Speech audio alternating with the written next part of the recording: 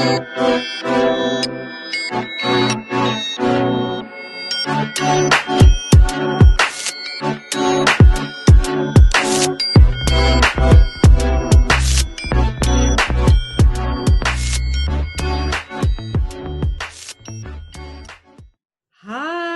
good afternoon, everyone. Welcome to Resilient Minds 365, where we discuss the resilient stories of entrepreneurs, professionals, and students with mental illnesses to encourage you to strive, thrive, and live in abundance. I'm your host, Cleoni Crawford.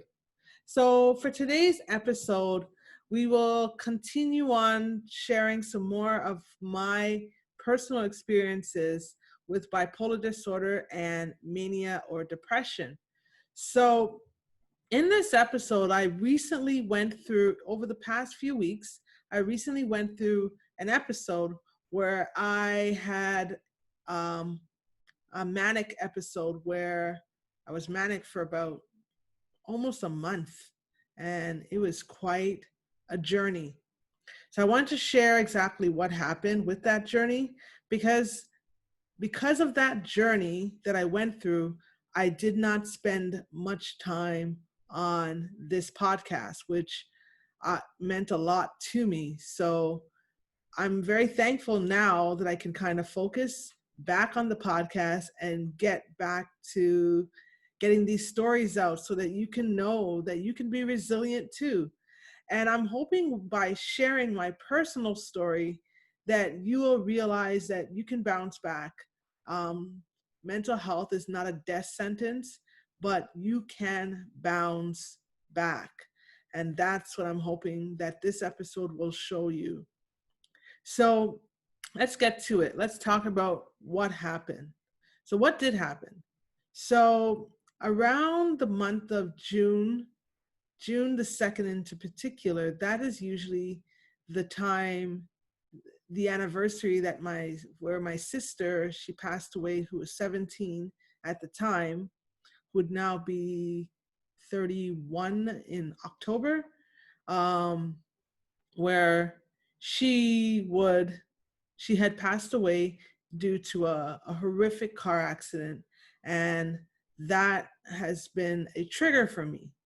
So about a week or 2 weeks before her anniversary, I was triggered, and I had a manic episode which lasted almost a month. It was quite the journey. And during that time, it started off where I had spent a lot of time helping a petition. I actually created a petition to help a young man who had been brutally beaten up by a police officer and his brother. I won't mention the name, but I'm sure you guys all know. Actually, yeah, I'll mention the name. It was Devontae Miller, his case. And I made a petition, and we have over 175,000 signatures so far to date. It was a really good petition that I put through, but I put through a lot of energy to the point that I had become ill and maybe obsessed with the petition. I was just, so darned focused on that I put a lot of my energy and didn't realize that somehow I had switched from a passionate person to a manic person. So what had happened was, around the time, just about a week before my sister's anniversary, and me spending all this time on the petition, things started to shift. And this is where I want to kind of talk to you about how things shifted and what does mania look like. So for me, mania, they say that when you are manic, you are abnormally upbeat, jumpy, and wired. And during that period, I had been very upbeat, very jumpy, very wired. I was just excited about life, and but I had an energy that was just, for me, it was very awesome and euphoric in a sense, where I just had great energy and I just loved it. And that's what happens when you are manic. You have this abnormal, abnormally upbeat and jumpy or wired energy. The second thing that happens is you have an increased activity, where increased activity, your energy, and your agitation. So for me during that time, let me tell you, I was doing this, I was doing that, I was going here, I was going there, I was in Peterborough, I was in Kingston, I was in Ottawa, I was in Montreal. I was just moving and moving and moving. And it's because um, I was trying to get awareness for the petition, and not realizing that I had lost my focus, which was to raise awareness for mental health and to let people know about mental health. But sometimes things happen where you do lose your focus. And for me, that's what happened. The next thing that people go through who are manic or hypomanic in this episode, actually not hypomanic, just manic, exaggerated sense of well-being and self-confidence. Let me tell you, my friends, if you want to talk about someone who felt confident, that was I. That was this woman right here. I was super confident. I just, I would dance, I would sing, I would do so much stuff. I'm not saying that I don't dance and I don't sing and I don't do that kind of stuff. However, the energy that I had it was a different level of energy, and the confidence that I had was a different level of confidence because I was grandiose. I would think big. I felt big and felt like I was untouchable. I also felt that I was doing very well, that there was nothing wrong with me, and that anything that was happening was it was basically everyone else was wrong. I was perfect. My well-being was wonderful in my eyes. And but in the eyes of others, they can see that there was something going on. Another thing that people who are manic go through is they have a decreased need for sleep. Guys, I barely slept. I was up at 1, I was up at 2, I was up at 3 in the morning, 4 in the morning, 5 in the morning. I was just up all hours of the day, and I just felt so energized. I felt like, why are you guys sleeping? Doesn't make any sense. Why are y'all sleeping? There's so much that we could get done in the day. Do you know what I mean? So I was just so full of energy. I was just so wired. Another thing that we go through is unusual talkativeness. And you basically become a chatty Cathy. And I was definitely the chattiest of the Cathyest of them all. So I would talk, and during that month, I was just talk about different things. I would do a lot of lives. I'm not saying there's nothing wrong with doing the lives, but I was very talkative and I had a lot to say. Another thing that would happen is that you would have racing thoughts, where your thoughts are going from here to there, to there, to there. They're just going everywhere. And for me, my thoughts were definitely racing. I was just always thinking, it was always a new business idea, or it was a new thought, or it was numbers, or there was just so much going on.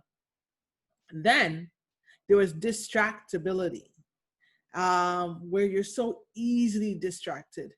You could see like everything has a meaning. So you don't have the ability to focus. Like, so maybe you'll see a number quickly and you'll be like, yeah, that's what that means. You're just distracted. You were focusing on one thing, and then all of a sudden you're over there. You're on the other side. Your mind just keeps switching. And then the final thing that I believe that happens with people who are manic is poor decision making. For example, going on buying sprees and taking sexual risks or making foolish investments. Let's talk about that. What happened with Cleoni Crawford? During that month, in my eyes, I was about to buy 44 cars for my new business, which made a lot of sense, which was going to be an Uber company, but not necessarily Uber, but my own Uber business, luxury. And to me, the business made a lot of sense. But here's what didn't make any sense. I wanted to buy 44 cars, luxury cars. And here's what also didn't make sense. I wanted to, what did I want to do? I didn't have the money to buy these cars. In my head, I was just like, I'm just going to lease them. But where was the money going to come from? I didn't know. I was basically spending money that I did not have yet, because I was like, okay, I can easily get a loan for this, no problem, because the idea is good. So why not? So everything is possible when you are manic. Everything is possible. You know what I'm saying? So another thing that people do is they, taking sexual risks. And for me, that did happen during this month, where I had an encounter with a gentleman and became quite sexual with that person very quickly. I did not know them, but I became, and that's my reality. It was a risk that I took. I definitely took a risk, but that's my reality. That's what happened. And that's what happens to you when you're manic. You become hypersexual. I think I mentioned in my previous episode that, just a segue here, that my son, which you see in the back behind over there, my son was a result of my mania. I had met a gentleman, which is the father of my child, and in one day we became intimate and continued to be so for about 2 weeks. And in those 2 weeks, my son was conceived. But when I came down from my high after the 2 weeks, I was just like, what am I doing with this guy? It's time for me to let him go. So I let him go, but I was already pregnant. And that's what happens when you are manic, is that sometimes you become super sexual, hypersexual. Your appetite is just at another level. You know what I'm saying? It's at another level. So the next thing is making foolish investments. Guys, I had businesses coming out the yin yang. I had so many different businesses ideas that I was going to pursue, and none of them came to pass. Well, I won't say none of them came to pass. I'm focusing on my speaking business, which I believe that I can be a good speaker. So I'm working with a coach who's going to teach me how to be a professional speaker and the business of speaking. So I'm kind of looking forward to that. So with all that said, that's what mania looks like for someone who is bipolar. And for me, some of the poor decision making, one situation that happened during that month was a situation with my former bank. I had gone into, this is what happened. Not my best, situation, things that happened, but it's what happens. I had gone into a CIBC bank, my former bank, and I demanded to speak to a manager. I did not want to line up because I had some issues with them in the past. And I was like, I want to speak to a net manager because I want to know what's going on. So I demanded to speak to a manager, pushed past the security officer, sat down in the lobby and waited for a manager. And I was told, they're like, ma'am, you can't stay here. You need to leave. And I just turned my music up. So they called the police and said that I was trespassing. But tell me, guys, how do you trespass at a bank that you have 4 accounts with? Tell me, tell me, tell me. So anyhow, the police were called, and because the police were called, they basically told me that I had to leave. But prior to that, I had done things that were odd while waiting for the police. I didn't know I was waiting for the police, but before the police came, I was being quite odd. But the same thing, they never took my bank card. They never asked for anything. They just called the police. And that's where I think they were wrong. But where I was wrong was doing the things that I did while there, which was the gun symbols and the sound of, a gunshot from my mouth, and like pow, like stuff like that. And and then I put my business card on the chest of the officer, which would be considered as assault. So the things that I was doing was quite odd, if I might say. And with that said, what happened with this is that unfortunately, the police told me to leave. So I left, went home, and while I was home and sleeping, the Toronto police came to my home, and it was brought to my attention that they were knocking on my door, and they left a note for me saying that I was wanted for uttering threats. Go figure, eh? So I was wanted for uttering threats to CIBC Bank. And then unfortunately, because of those threats, I was arrested. So during that time, so now I have a situation with CIBC Bank where I'm going to have to go to court for those threats that were uttered, which kind of doesn't make sense, but whatever. But so that was my crazy ride with Mania during the month of June. And then what happened was, once the verdict came through for Devontae Miller on the 25th or 26th, I believe it was the 26th. Don't know the exact date, but I'm pretty sure it was either the 25th or the 26th. So once that, after I left the hearing reading in Oshawa for Devontae Miller, I came home, I slept, and then I found myself coming down from my high. Like I just came down from that manic high, and then for the next few days, I just slept. And my mood came down, and I started to feel better, stable, and then here I am now. It took me a while to make this video because I was just like, what did I do? All these people are going to judge me. People are going to laugh at me. So there was just a lot of self-talk that was going through my mind. And yeah, so that was my situation with Mania. I just love if you guys would, if you have any questions about what Mania is, what it looks like, how we feel free to put it in the comments. I'm just being very transparent. I do suffer with bipolar 1, and I do have manic episodes.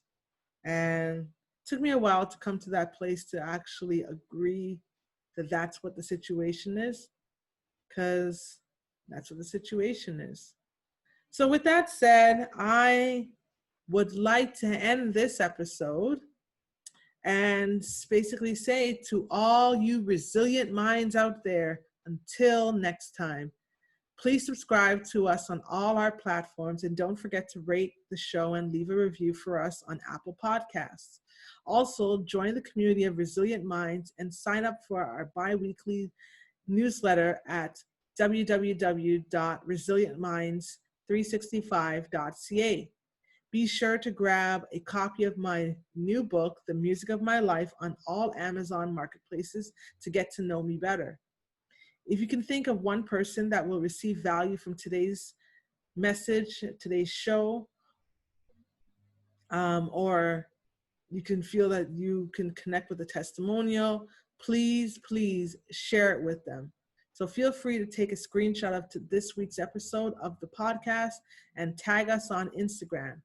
You can tag myself, Only Cleoni, or Resilient Minds 365, and pretty much that's it. And remember, mental health is not a death sentence. Despite your illness, you can strive, you can thrive, and you can live a life of abundance.